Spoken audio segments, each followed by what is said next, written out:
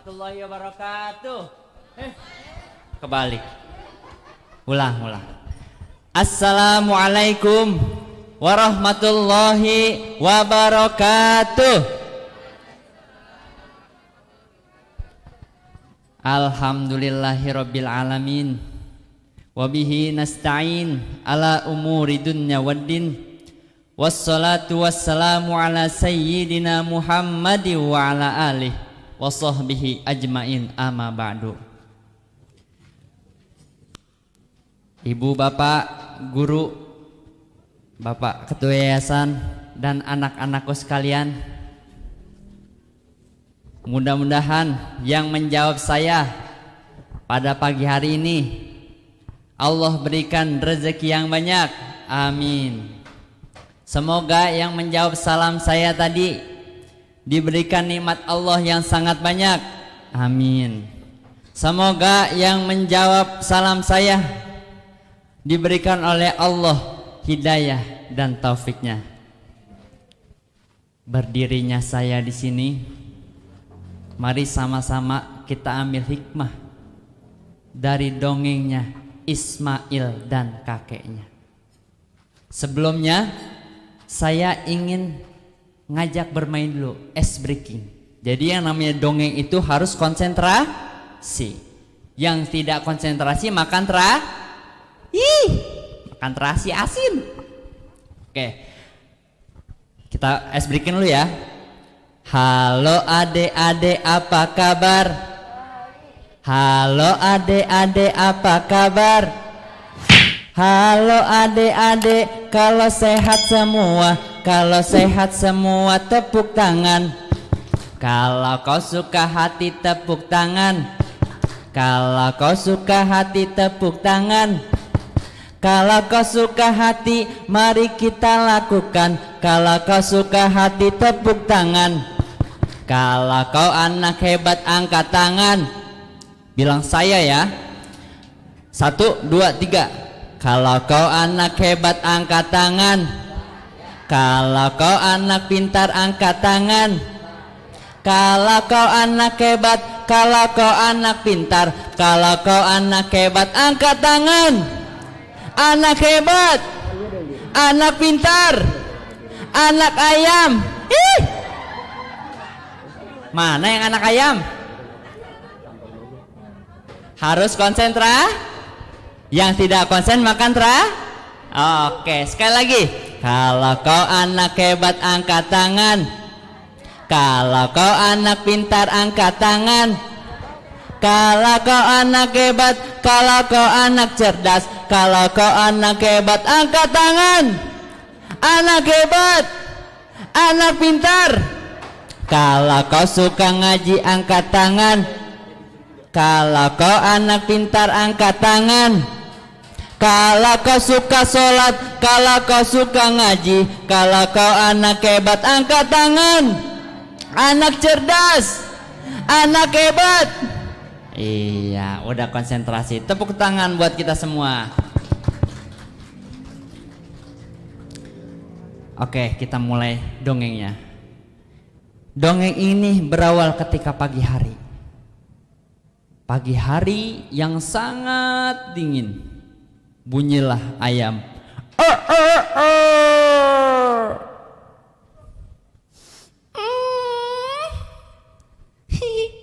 Halo teman-teman, nama aku Ismail.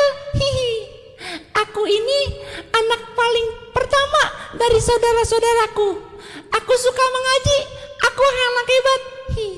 Oh iya teman-teman, sebelum kita beraktivitas, kalau bangun tidur, kita baca doa bangun tidur dulu ya teman-teman. Dengerin, aku mau baca doa bangun tidur. Bismillahirrahmanirrahim. Allahumma lakasumtu wabika. Salah ya? Itu salah. Kalau itu doa apa sih teman-teman? Iya betul, itu doa buka puasa. Ismail lupa.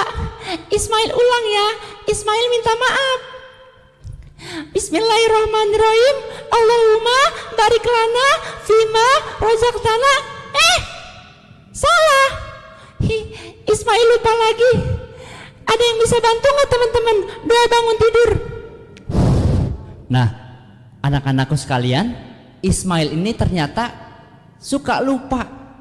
Doa bangun tidur dia lupa. Ada yang bisa bantu nggak baca doa bangun tidur? Yuk kita bantu baca doa bangun tidur bareng-bareng. Bismillahirrahmanirrahim. Alhamdulillahilladzi ahyana ba'dama amatana wa ilaihi nusur. Alhamdulillah, teman-teman Ismail hebat-hebat. Apal doa bangun tidur. Oh iya teman-teman, kalau kita bangun tidur, jangan lupa kita rapikan dulu tempat tidur kita. Bismillahirrahmanirrahim.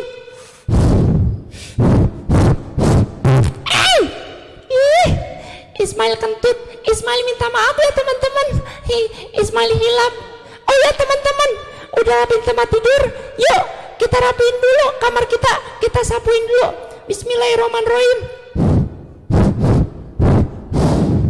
Alhamdulillah, Ismail udah ngerapiin tempat tidur, udah ngerapiin kamar. Abis ini Ismail mau aktivitas lagi. Ismail mau pergi sholat subuh teman-teman. Sekarang masih jam 4.20. Bentar ya, Ismail kalau mau ke masjid nggak mau sendiri. Ismail mau bangunin orang tua Ismail dulu. Nah, anak-anakku sekalian, Ismail ketika bangun tidur dia tidak lupa untuk baca doa. Ismail baca doa ini dengan apa? Dengan rasa syukur, karena Ismail bisa kembali bangun, bisa beraktivitas, terlebih Ismail bisa melaksanakan ibadah kepada Allah. Ismail kalau mau sholat berjamaah ke masjid, Ismail tidak lupa untuk mengajak kedua orang tuanya, keluarga-keluarganya. Nah, Ismail ingin mengajak orang tuanya. Hei teman-teman, Ismail udah sampai di depan kamarnya orang tua Ismail. Ismail mau manggil dulu. Assalamualaikum, ayah, ibu, bangun. Ayah, ibu, bangun. Ayah, ibu, bangun. Ih, Ismail lupa. Kayaknya ayah Ismail udah berangkat deh, pergi kerja. Tapi tenang, Ismail nggak tinggal sama orang tua Ismail juga. Ismail tinggal sama kakek Ismail. Ismail panggil kakek Ismail dulu ya. Assalamualaikum, kakek, bangun. Kakek, bangun. Kakek, bangun.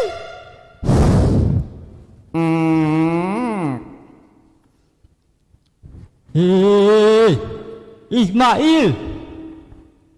Ismail, mana si Ismail ya? Hei, Ismail, Ismail, kalau manggil orang tua itu nggak boleh teriak-teriak, itu tidak boleh, tidak sopan. Sama kakek kok manggilnya teriak-teriak. Kakek, Ismail lupa. Habisnya sedikit lagi mau sholat subuh kakek. Kakek, ayo kita sholat subuh berjamaah di masjid kakek. Ya, kita berjamaah bareng ya di masjid. Tapi ingat, sebelum berangkat kita pergi wudhu dulu. Kamu udah wudhu belum, Ismail? Alhamdulillah kakek, Ismail belum wudhu. Belum wudhu kok, alhamdulillah. Ya udah, kamu wudhu dulu, nanti bareng sama kakek. Nah, Ismail ketika bangun orang tua dan kakeknya tadi dengan apa teman-teman? Pakai teriak. Ternyata kalau kita berteriak kepada orang tua kita, kakek kita, saudara kita maupun guru-guru kita itu tidak baik. Harus dengan memanggil dengan kata yang bagus, dengan kata yang lembut. Nah, Ismail ketika mau berangkat ke masjid, Ismail disuruh apa? Disuruh pergi wudhu dulu, disuruh sikat gigi.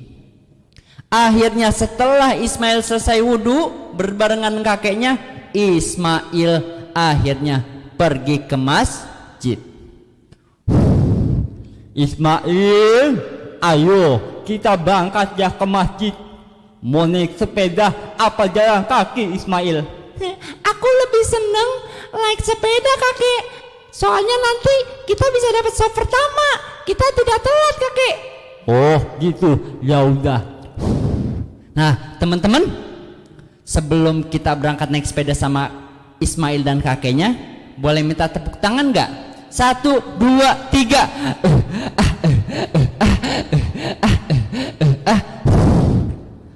Alhamdulillah, kakek udah bonceng Ismail sekarang di masjid. Ayo kita berangkat ke masjid. Sudah sampai gerbang, jangan lupa baca doa masuk masjid. Oke Ismail? Oke kakek. Ismail pun baca doa masuk masjid. Ada yang hafal doa masuk masjid, teman-teman?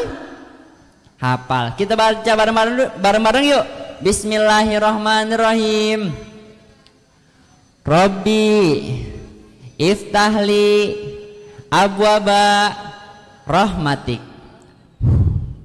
Akhirnya Ismail pun pergi sholat berjamaah.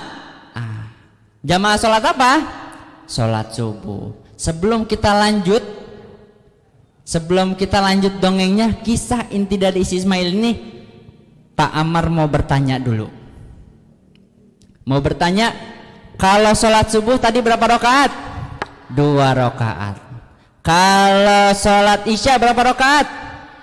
Sholat asar, sholat maghrib, sholat zuhur.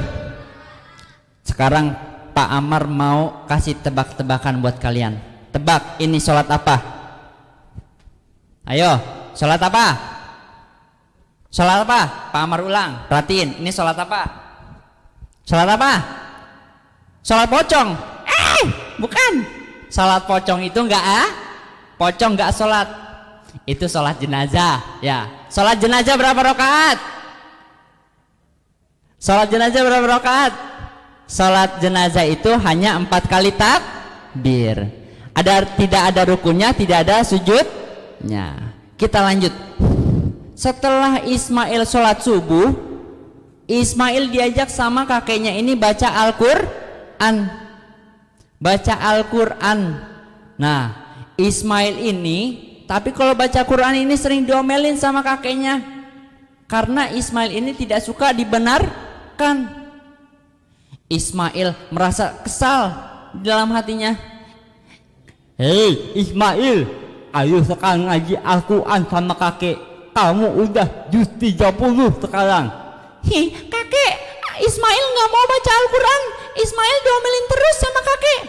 Hei Ismail, bukannya kakek ngomelin, tapi kakek pengen bacaan kamu bagus. Karena nanti kalau kamu sudah besar, kamu akan memimpin sholat. Kalau memimpin sholat, bacanya tidak bagus, apalagi tajwidnya kurang, nanti yang dosa kamu sebagai imam. Kamu mau? Gitu ya kakek, intinya dari baca Al-Quran. Iya, selain itu kita baca Al-Quran untuk membersihkan hati kita dari perasaan sombong, iri, dengki. Nah, ini kamu ini lagi malas, ini bukti kamu sekarang sudah malas baca Al-Quran. Gitu kakek, ya udah deh aku baca Al-Quran. Akhirnya Ismail pun belajar Al-Quran. Ternyata inti dari kita baca Al-Quran untuk apa, teman-teman? Untuk membersihkan hati kita dari sifat iri, dengki, dan sombong. Terlebih kalau kita merasa malas, itu godaannya kita dalam belajar. Setelah membaca Al-Quran, akhirnya Ismail diajak jalan-jalan lagi sama kakeknya. Hei Ismail, hari ini kakek seneng kamu bacanya bagus. Bacaan tajwidnya benar, tasnya benar. Kakek mau ajak kamu jalan-jalan, pergi ke taman. Asik kakek, aku sangat suka sekali main di taman. Soalnya di sana banyak sekali bunga-bunga, banyak hewan-hewan. Ya, betul sekali. Kalau gitu, ayo kita berangkat. Ismail diajak pergi ke taman. Teman-teman boleh minta tepuk tangan sekali lagi. 1, 2, 3.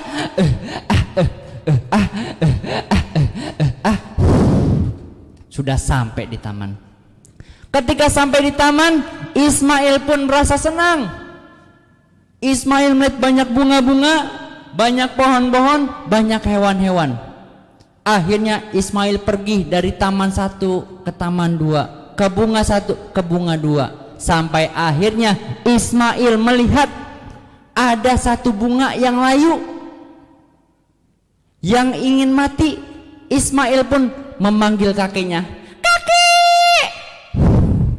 Hei Ismail, kakek udah bilang kalau manggil orang tua harus bicara yang halus, harus bicara yang sopan, jangan teriak-teriak. Kakek juga dengar.